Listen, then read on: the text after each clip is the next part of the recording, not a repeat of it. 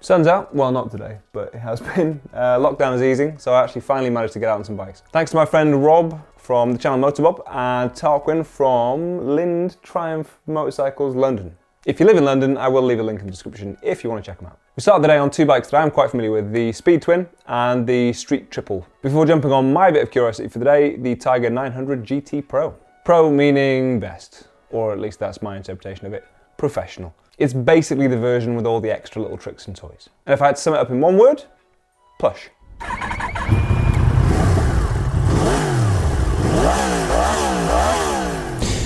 Well, this is a surprise. I didn't expect to like this bike as much as I am. I didn't think I was at the age where I needed or wanted a dad bike. But I'll be honest, I kind of want one now. Or at least this specific one. Because I absolutely love it. A Van Van! I like a Van Van. Van Van's good for getting around town. I would argue it's not quite as good as this. This bike is brilliant. There is no other word to describe it. And a fantastic introduction to adventure bikes and to the Triumph Tiger. Neither of which I've ridden before. I've never been on an adventure bike before. I've never been on a Tiger before. I always thought they were a little bit intimidating. And you know what? I'm very glad to say that I was wrong. Very wrong. This thing is fantastic. It's agile, it's responsive, it's smooth. Even in sport mode, in a city, it doesn't bounce around, it doesn't jerk around. I can't think of many other bikes I'd prefer to be on right now. I'm so comfy. I've got heated grips. Somewhat unnecessary today. I've got a quick shifter, again, little unnecessary. And I have absolutely boatloads of torque ready to fire me off in any direction I want to. This, of course, is the GT. This is the road-going version. You've got the Rally. I should also point out this is the Pro, so actually it's got the trick suspension. A couple of other differences as well.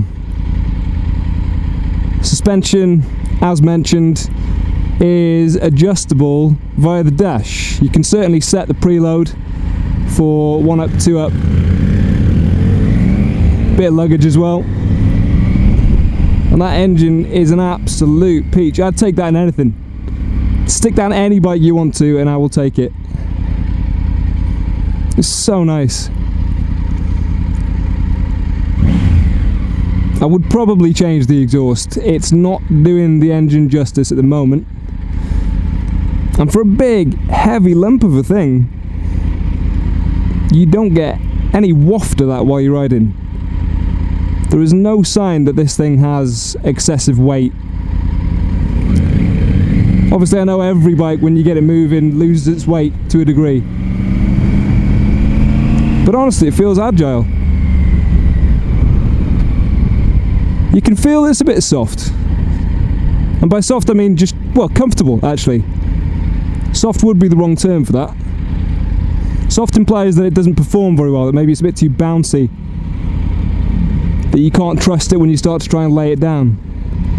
Comfortable says that it's working perfectly, taking out bumps, potholes, speed bumps, any imperfections, and keeping the wheels planted on the ground, which is exactly what you want and need. I will not be mugged off by a delivery rider.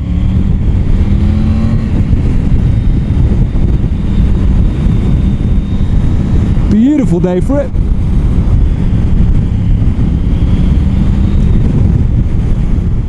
Okay, firstly, this is the new Triumph Tiger. Up in capacity from the previous version to 888cc. Makes its peak 94 horsepower by 8,750 revs and 87 newton meters by 7,250 revs.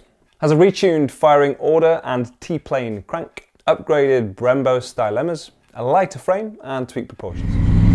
The throttle response is so silky smooth. So silky. There's no herky-jerkiness from it at all. I'm in sport mode at the moment, and even that's not pulling me around or bouncing me up and down. Honestly, like potholes, bumps, nothing is phasing this thing, even in sport mode. And that throttle, you can be pretty brutal with it, and it doesn't misbehave at all. Now I can't tell you how those changes feel because I have not ridden the Tiger 800. In fact, I've steered well clear of adventure bikes in general, partially because they never look like my style of bike. They often go by the name dad bike, which I think has a different meaning depending on which direction you're coming from. If you don't like adventure bikes, you're probably using it as a proxy for boring, or a synonym for sensible if you own one. To be honest, I've also traditionally swerved them because they look intimidating if you're not used to them. So with that said, and my position outlined, how did the Tiger 900 fare? Did it confirm or did it contradict my initial assumptions? Actually on the highest setting, isn't it? Yeah. Which makes for what, 830?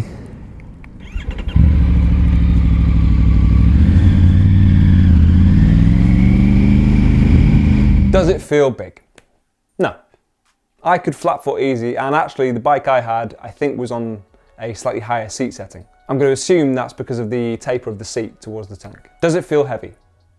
Well, it ain't light, but it's definitely not a heifer. I should point out that my two previous bikes have both pushed the scales over 240 kgs. That's the sort of weight that at the moment I'm accustomed to. The Tiger I took out is 198 kilograms dry with a 20-litre tank, so it's definitely not considered light, but as with all bikes, it's not felt at speed. Probably more of a consideration if you were going for the Rally, which I believe comes in about 201 kilograms, and there's obviously a greater possibility that you'll have to pick that thing up once you potentially inevitably drop it, although hopefully not. Take care. To me, some of that extra weight actually has a benefit of adding stability at speed. So to be honest, I didn't really mind it, especially since the electronically adjustable Marzocchi suspension does such a good job of masking it. So stable, so balanced, the suspension is working nicely. It is adjustable using the dash. You can certainly change the preload for 1 up, 2 up, luggage, whatever you need. I think you can change rebound as well, but I'm not entirely sure of that one. I don't want to overcommit to that statement. That's a nice car, isn't it? Just enjoying the sun, aren't you? It's nice to get out. Yeah, I know, yeah. Delightful little thing. I'd own one of them, happily. And lastly, was it boring? No, not even a little bit.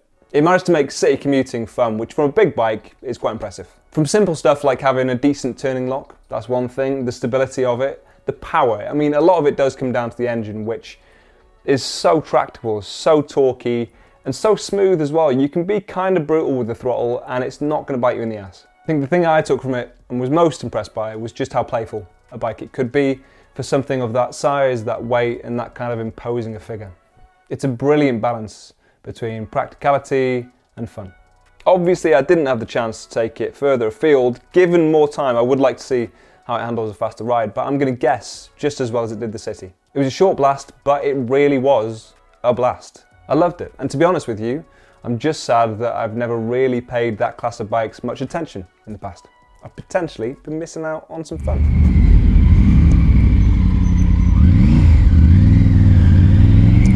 And funnily enough, for 830 millimeters, I can get both feet flat on the ground. The seat's on its highest setting, I think, as well, so it goes down to 810, I think. I'll have to double check that. But I'm super comfortable. Now let's address some of the technical stuff if you are looking to buy the bike. Now you can find the prices for yourself online, but you can enter into the family with the more affordable Tiger 900, or you can upgrade slightly and go to the GT, or the GT Low if you're a little shorter in stature. Just to give you an idea, I'm 5'10", and as I say, I could flat foot the Tiger 900 Pro easily. And I think it was on one of the higher settings, so it goes between 810 and 830 millimeters. Neither were a problem for me. You can upgrade to the GT Pro that I was on. Comes with a few more extra little tricks. Or if you're going to do some off-roading, you can go for the Rally or Rally Pro. Prices range at the moment between £9,500 and £13,100 in the UK as of June 2020. If it was me, I would just really think about what it was I was going to do with the bike and then try and find the one that matches my specific needs. I'm very unlikely to go off-road unless we drift ever closer to the apocalypse, which seems likely, to be honest with you, but that said, I'm unlikely to need the off-roading chops of the rally, so I'd probably go for either the GT or the standard version, personally. It's very kind of you, Rob. Very polite.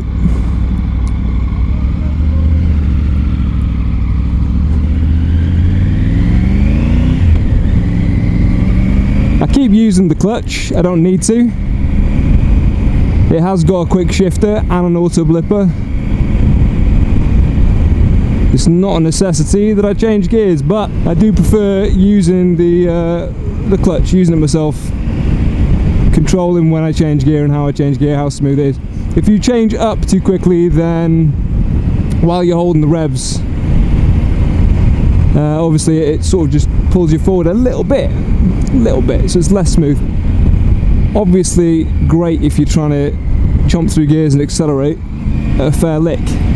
As mentioned, if you go for the GT Pro, you get all the extra little bells and whistles. You get heated grips, heated seats, front and back, so your passenger doesn't lose out either. You both got lovely toasty keisters. 45mm Marzocchi forks, adjustable for compression and rebound, and an electronically adjustable Marzocchi rear shock with preload and rebound adjustability. Brembo Stylemma 4-piston monoblock calipers, a quick shifter or Triumph Shift Assist, a huge 7-inch full colour TFT display, which you can connect to your phone if you want turn-by-turn directions, cornering, ABS and traction control, and 5 rider modes. All the little treats you need. It was, as we say, the Mutts Nuts, and a cracking introduction to dad bikes. If this is what maturity feels like, then I'm into it. Monday to Friday. Not so much on weekends. Hello, Rob. It's nice. I like that a lot. One of my concerns or questions going into this was whether or not big bikes, big soft bikes, feel ungainly, disconcerting, dropping it into a corner, but just from the few meters I've taken it so far, I really like the setup of this. It handles so well. So well. That engine is super responsive. Got in road mode, I'm probably not going to play too much. Obviously I'm not going to check out rain mode, it's irrelevant. It's not currently rain, it couldn't actually get any drier than it is currently. Yeah, feels stable.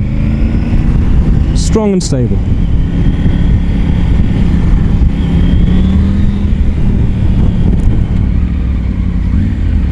Can it fit past wing mirrors? Yeah, not too bad.